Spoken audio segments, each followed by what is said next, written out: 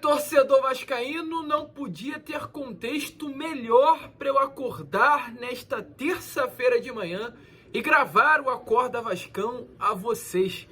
Porque após as partidas da 24ª rodada de ontem, agora só depende do Vasco da Gama para sair da zona do rebaixamento.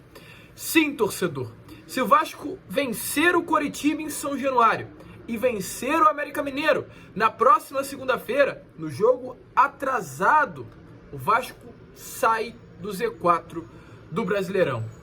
Sim, vascaíno, esse fantasma do rebaixamento vai para longe da colina histórica, se o Vasco fizer o seu dever de casa. Agora, só depende do gigante. Porém, é importante falar, né? Não é bem assim, porque se pararmos para pensar, sempre dependeu só do Vasco, mas nunca dependeu só do Vasco. Fecharam São Januário, tentaram aumentar a punição do STJD, houve erros de arbitragem vergonhosos em várias partidas do Campeonato Brasileiro contra o Vasco da Gama. Então, quinta-feira, mais do que nunca, é para o torcedor vascaíno abrir o olho, porque quinta, o árbitro será Flávio Rodrigues de Souza, árbitro da Federação Paulista. E falando, em Federação Paulista, hoje 2 clubes de São Paulo brigam para não cair a Série B do Campeonato Brasileiro. Estranho, até porque ontem houve um erro ridículo, vergonhoso na Arena Corinthians, a favor do próprio Corinthians. Então sim, torcedor, abra o olho. Alô, CBF. Alô, Flávio Rodrigues de Souza. Cuidado, hein? Cuidado para não prejudicar o espetáculo nessa próxima quinta-feira.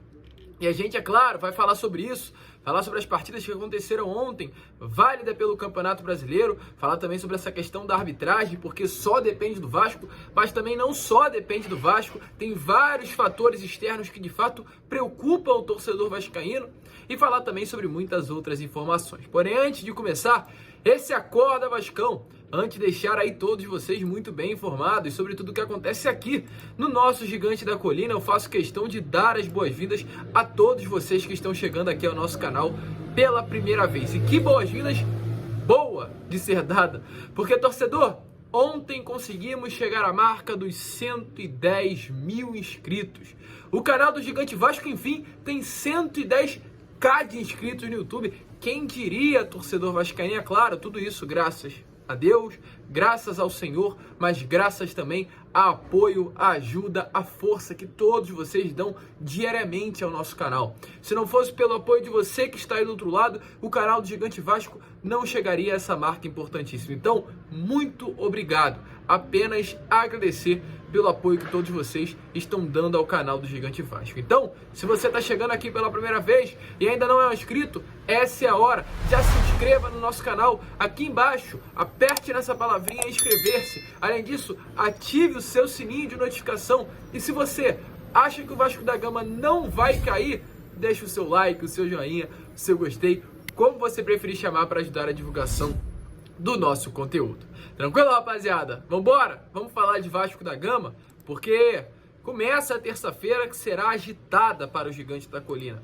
Ontem, como está aparecendo aí nas imagens a vocês, o Vasco realizou a sua sessão de treino, a primeira após o clássico contra a equipe do Fluminense, no CT Moacir Barbosa. O elenco se representou, fez uma parte do treino na academia, teve um momento de conversa com o técnico argentino Ramon Herrera Dias e logo em seguida foi a campo buscar essa preparação para a partida dessa próxima quinta-feira, decisão contra a equipe do Coritiba em São Januário. Hoje, inclusive, falando em São Januário, a partida, aliás, o treino será realizado no Caldeirão. Ramon Dias solicitou, fez esse pedido ao departamento de futebol do Vasco da Gama e realmente esse treino estará acontecendo nos gramados do Caldeirão para haver uma melhor familiarização dos atletas com o nosso estádio, com a nossa casa. E foi um assunto que a gente pontuou a vocês no Boa Noite Gigante de ontem. É essencial o elenco do Vasco treinar dentro de São Januário. Há muito tempo que isso não acontecia, que o Vasco, o elenco do Vasco, os atletas do Vasco tinham essa identificação com o Caldeirão. E é por isso que tantas vezes São Januário ao invés, né, de se transformar em um território hostil para o adversário, virava um território hostil para o próprio Vasco, porque o Vasco deixava de frequentar a sua casa, só ia em São Januário em dia de jogo. Isso não é normal, isso não é certo, isso era muito prejudicial. Não à toa, São Januário, o clima, a atmosfera, o território hostil, o Caldeirão perdeu muito a sua essência a partir do momento que o Moacir Barbosa foi construído e a partir do momento que o Vasco deixou de treinar em São Januário. Até os anos de 2016, 2017, o Vasco treinava em São Januário. Os treinos aconteciam em São Januário e os jogos aconteciam em São Januário. A partir do momento que houve essa mudança, que o Vasco iniciou seus treinos num CT, o primeiro CT foi o Duarte Sul e logo em seguida o Vasco teve a construção do Moacir Barbosa, o Vasco perdeu e muito essa identificação com o Caldeirão, porque é muito diferente você estar frequentando todo dia São Januário, nos treinos, conhecendo os funcionários, conhecendo o local, conhecendo, né, os caminhos, os atalhos do gramado, ao invés de você só atuar em São Januário no dia do seu jogo, é completamente diferente. E esse treino que estará sendo realizado hoje em São Januário, assim como vem sendo já de praxe do Vasco de Ramon Reudis, está sendo essencial para que essa identificação do Caldeirão volte a exalar no meio desse elenco do Vasco. Então, ontem treino no CT, hoje treino em São Januário, amanhã, quarta-feira, treino novamente no CT e quinta-feira o jogo no nosso Caldeirão. E falando inclusive em Caldeirão, importante trazer aqui, já nessa próxima quinta-feira, no Portão 9, já estará 25% das catracas com reconhecimento facial. O Vasco ontem já praticamente finalizou essa primeira etapa da implementação das catracas, né, com reconhecimento facial, e quinta-feira 25% das catracas estarão no Portão 9 apenas com esse reconhecimento facial nas catracas dessa entrada de São Januário. Então é jogo importante, é o primeiro jogo após aí a interdição de São Januário. São Januário estará sendo reaberta ao seu torcedor. Uma excelente informação, uma excelente notícia que, é claro, anima todos os torcedores cruzmaltinos. E olha, torcedor, quinta-feira é decisão, quinta-feira é jogo importante, até porque ontem houve aí uma partida válida pela 24ª rodada e um jogo atrasado da 14ª rodada do Campeonato Brasileiro entre Corinthians e Grêmio na Neoquímica Arena. Eu vou chegar aqui um pouco ao lado para vocês darem uma olhada o que aconteceu, né, após essas partidas válida pela 24ª rodada e válida também pela 14ª. Bahia entrou em campo contra o Santos na Arena Fonte Nova e foi derrotado. O Bahia começou a partida abrindo o placar com um gol de Camilo Cândido. O Santos empatou o jogo com Marcos Leonardo, estava assistindo a partida, e virou a partida aos 48 minutos do segundo tempo com um gol do meio-campo que, sinceramente, eu nem sequer lembro o nome. Parece que foi uma das primeiras partidas desse meia com a camisa do Santos ontem na Arena Fonte Nova. Lucas, essa vitória do Santos foi o resultado ideal? Não. Para mim, o resultado ideal seria o empate dos dois. O Santos ficaria travado e o Bahia também estaria travado na tabela. Outro resultado que aconteceu foi Grêmio e Corinthians. O Corinthians entrou em campo na sua casa, na Neoquímica Arena, e empatou com o Grêmio pelo placar de 4-4. Já iremos falar sobre essa partida.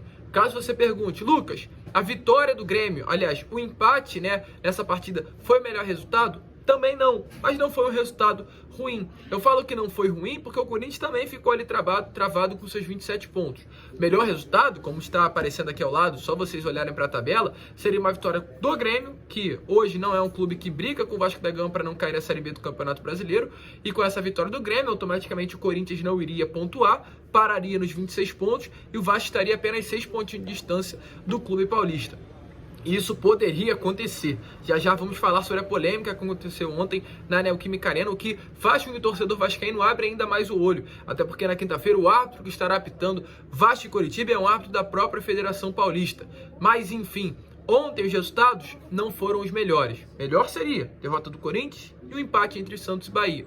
Porém, a derrota do Bahia não foi de tão mal assim, não foi tão ruim assim para o Vasco da Gama. Até porque o Santos vencendo vai a 24 pontos, mas trava completamente o Bahia no Campeonato Brasileiro. O pior dos mundos seria uma vitória do Bahia, que iria a 28 pontos, aí sim ficaria ruim para o Vasco da Gama. Porém, essa vitória do Santos faz com que o Santos chegue a 24, faz com que o Bahia chegue a 25 e faz com que o Vasco agora só dependa dele para sair da zona do rebaixamento. Caso houvesse um empate, o Vasco não dependeria apenas dele, porque o Vasco precisaria ter aí uma diferença de saldo de gols para sair da zona do rebaixamento. Mas agora com a derrota do Bahia, a permanência nos 25 pontos, se o Vasco vencer o Coritiba nessa próxima quinta-feira em São Januário. E dependendo, inclusive, do resultado que estará acontecendo amanhã entre Goiás e Flamengo no Alê Pinheiro, na casa do próprio Goiás, caso haja uma derrota do Goiás, o Vasco vencendo o Coritiba e vencendo o América Mineiro na próxima segunda-feira, nessa partida válida pela 14ª rodada do Campeonato Brasileiro, que está atrasada, que apenas o Vasco estará entrando em campo na próxima segunda-feira. O Vasco chegará a 26 pontos, ultrapassará Santos, ultrapassará Goiás, ultrapassará Bahia, ficará na 15ª colocação, a 1 ponto de distância de Corinthians e a 2 pontos de distância de São Paulo e a 3 pontos de distância de Inter e Cruzeiro e Cuiabá, dependendo dos resultados dessa 24ª rodada. Lucas, quais serão os adversários desses clubes à frente do Vasco da Gama? Corinthians, na sexta, enfrenta o Botafogo, num jogo aí sim válido pela 24ª rodada. São Paulo enfrentará a equipe do Fortaleza dentro do Morumbi, mas completamente focado na Copa do Brasil. Internacional enfrentará o Atlético Paranaense na Arena da Baixada. Já Cruzeiro e Cuiabá, Cruzeiro enfrentará Fluminense no Maraca e Cuiabá enfrentará Atlético Mineiro na Arena MRV. As chances do Vasco vencendo o Coritiba e vencendo o América Mineiro terminar essas duas partidas, finalizar essa sequência a 3 pontos de distância de uma vaga na Sul-Americana e longe da zona de rebaixamento, são gigantescas, torcedor. O Vasco hoje, vencendo essas duas partidas, ou aliás, após a segunda-feira vencendo esses dois jogos, Coritiba e América Mineiro, sairá da zona e ficará a 3 pontos de distância para uma classificação à Sul-Americana. Essa é a realidade. Quando eu vim aqui nos meus vídeos e falava que o Vasco não iria cair, e nesses últimos vídeos, após as grandes atuações do Vasco, eu vim aqui, abria vídeo e falava que o Vasco poderia sim brigar por uma Sul-Americana, não é à toa. E fica nítido agora, fica nítido nesse momento em que o Vasco poderá sim, com facilidade, sem muita dificuldade, vencendo o Coritiba na próxima quinta e enfrentando um América Mineiro na próxima segunda-feira, sair da zona e buscar coisas mais acima, buscar voos mais altos. Lucas, é uma missão difícil para o Vasco? Muito pelo contrário. O Coritiba das últimas 6 partidas tem 6 derrotas consecutivas. Estou muito animado, esperançoso, confiante e otimista que o Vasco na quinta-feira vai vencer o Coritiba até com certa tranquilidade em São Januário, com ingressos esgotados.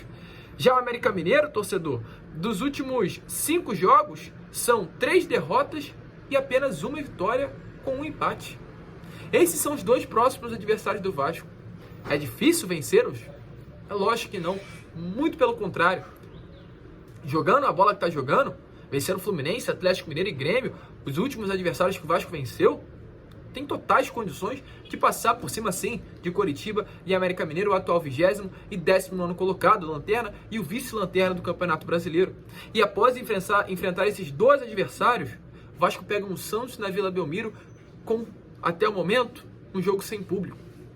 Torcedor, o cenário está montado. O Vasco tem tudo para sair da zona e, empurrá-la lá para baixo. Deixar a zona longe do Vasco da Gama e mirar, sim, voos mais altos. Nesse momento, a gente bate na mesa e fala, só depende do Vasco. Ou, aliás, será que é assim? Poderia, né? E a gente espera que seja. Mas é importante falar, só depende do Vasco com relação a desempenho. Mas não depende do Vasco com relação a resultado. Porque, torcedor, ontem o que aconteceu lá na Neoquímica Arena é para o torcedor vascaíno ficar de olho. Nesse momento, o Vasco está na 18ª colocação. À frente do Vasco tem Santos, na 17ª. E na 14ª vemos o Corinthians. O Corinthians hoje está a apenas 3 pontos de distância da zona do rebaixamento. E ontem, na Neoquímica Arena, no final, no último lance do jogo, ocorreu esse lance aí. Lance estranho, lance esquisito, um erro descarado, uma vergonha na realidade. O Grêmio foi duramente prejudicado na Neoquímica Arena. O Corinthians conseguiu sair com um pontinho. O adversário prejudicado. E o Corinthians muito favorecido. Estranhamente, o Corinthians é um adversário que briga diretamente para não cair a Série B do Campeonato Brasileiro. Como já fomos prejudicados nessa temporada, né, torcedor? Contra clubes paulistas. Palmeiras no Allianz Parque, aquele lance vergonhoso, com o mesmo Hilton Pereira que estava apitando a partida de ontem do Corinthians. Contra o próprio Santos em São Januário, com pênalti não marcados, mãos não dadas, aquele empurrão em cima do Pedro Raul no final da partida, não marcado, contra o Santos, clube paulista. Erros também contra RB Bragantino, onde o Vasco foi à CBF e formalizou uma reclamação. Mais um clube paulista. E olha, não foi com apenas clube paulista, houve erro também contra o Atlético Mineiro, aquele erro vergonhoso. Uma penalidade máxima clara em cima do Gabriel Peck, onde o pênalti não foi marcado. Erros, erros e erros. E quinta-feira teremos um árbitro da Federação Paulista. Um árbitro que, não sei se vocês lembram, estava lá naquele jogo entre Vasco da Gama e Inter do VAR descalibrado. Torcedor, é sim para nós abrirmos o olho com relação a Flávio Rodrigues de Souza. Olho aberto, tem tudo para dar problema. Corinthians está cada vez mais perto da zona, o Santos está aí também. Há quanto tempo que não cai um clube paulista? O último clube paulista rebaixado foi o Corinthians, lá no ano de 2009, se eu não me engano. Eles não gostam de clube paulista na Série B. Para eles, dois clubes ali já é problemático. Então é para abrir o olho sim. Quinta-feira eles colocaram um árbitro de uma federação paulista para apitar, após o erro vergonhoso que aconteceu ontem na Neoquímica Arena. Então para mais do que nunca, o torcedor vascaíno abrir o seu olho. Flávio Rodrigues de Souza será o homem do apito. E por favor, Flávio Rodrigues, espero que você não prejudique o espetáculo que estará acontecendo. Espero que você não seja responsável por mais um erro crasso de arbitragem contra o Vasco da Gama nesse Campeonato Brasileiro, após vários que já aconteceram. É isso que o torcedor vascaíno espera. Mas sim, gravo esse vídeo para falar. O Vasco hoje depende só de si. O Vasco hoje, diante de tantos erros, tantas formas que tentaram prejudicar o Vasco, STJD tentando aumentar a punição, 4 jogos sem público, São Januário interditado sem nenhum motivo coerente. E além disso, erros de arbitragem, tanto que estão tentando fazer para o Vasco da Gama cair. Agora o Vasco se reergue, o Vasco vence, o Vasco volta a jogar bola e só depende de si. Vencendo o Coritiba e vencendo o América Mineiro. O Lanterna e o Vice-Lanterna, o que não é difícil, o Vasco sai da zona e ficará apenas 3 pontos de distância do Sul-Americano. Então, mais do que nunca, essa é a hora.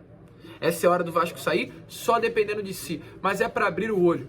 Porque, com relação a desempenho, só depende do Vasco. Mas com relação a resultado, esses fatores externos, principalmente a arbitragem, pode prejudicar muito. Então, pelo amor de Deus, CBF e torcedor, abra o olho. A hora de cobrar, a hora de fazer a pressão é essa. Contra tudo e contra todos. Então, alô, CBF.